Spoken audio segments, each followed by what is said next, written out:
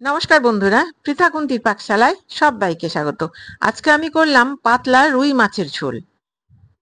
4টে রুই মাছের টুকরো, লবণ আর 1/4 চা চামচ হলুদ দিয়ে খুব ভালো করে মেখে ম্যারিনেট করে আমি 10 মিনিট রেখে দেব।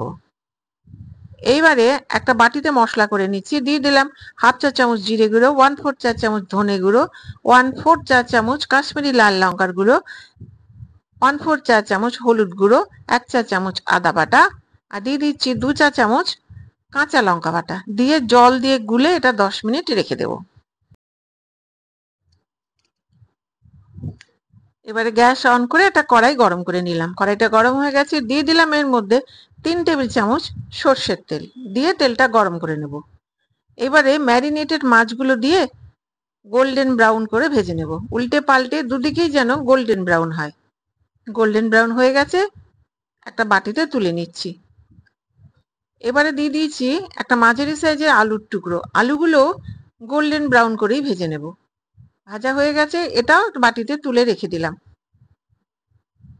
ওই একই তেলে দিয়ে দিচ্ছি কয়েকটা পটল, হাফ করে কেটে নেওয়া পটল। দিয়ে এই পটলগুলোও আমি গোল্ডেন ব্রাউন করে ভেজে নিলাম। দেখো কত সুন্দর গোল্ডেন ব্রাউন হয়েছে। গোল্ডেন ব্রাউন না হলে কিন্তু স্বাদ হবে না। ফ্লেমটা কমিয়ে দিয়ে দিলাম আরো 1 টেবিল চামচ সর্ষের তেল। দিয়ে দিলাম 4টে চেরা কাঁচা লঙ্কা, 1/4 চা চামচ কালো জিরে। কয়েক সেকেন্ড এটা আমি নেড়ে নিচ্ছি। এবারে দিয়ে দিলাম 3টে মাঝারি সাইজের ঝিঙের টুকরো। দিয়ে এটাও প্রায় 2 থেকে 3 মিনিট আমি নেড়ে নেব। সমস্ত তরকারিগুলো একসাথে দিয়ে যে মশলাটা গুলে রেখেছিলাম সেই মশলা দিয়ে আরো 3 মিনিট এটা ভেজে নিচ্ছি, সুন্দর গন্ধ বেরোনো পর্যন্ত। দিয়ে দিলাম এবারে আন্দাজ মতো জল। যে যেমন ঝোল পছন্দ করবে দেবে, তার নিজের নিজের পছন্দ অনুযায়ী। খুব ভালো করে মিশিয়ে নিলাম। আরো একটু জল দিয়ে দিচ্ছি। এবারে দিয়ে দিলাম স্বাদ অনুযায়ী লবণ। দিয়ে ঢেকে সবজিগুলো সেদ্ধ হয়ে যাওয়া পর্যন্ত রেখে দেব। সবজিগুলো সেদ্ধ হয়ে গেছে, ঢাকনাটা খুলে দিয়ে দিচ্ছি মাছের টুকরোগুলো। মাছের টুকরোগুলো দিয়ে ঝোলের মধ্যে এগুলো চুবিয়ে দিচ্ছি যাতে স্বাদটা আরো বেশি ভালো হয়।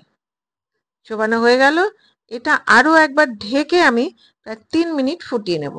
ঢেকে দিলাম, প্রায় 3 মিনিট হয়ে গেছে। এটা রান্নাটা কমপ্লিট, গ্যাসটা বন্ধ করে দিলাম। একটা বাটিতে এবার তুলে নিচ্ছি। নিন তৈরি পুরোনো দিনের একটি সাবেকি রান্না, আলু ঝিঙে পটল দিয়ে পাতলা মাছের ঝোল। নিন আপনারা বাড়িতে করুন, খান আর আমাকে কমেন্ট করে জানান কেমন লাগলো।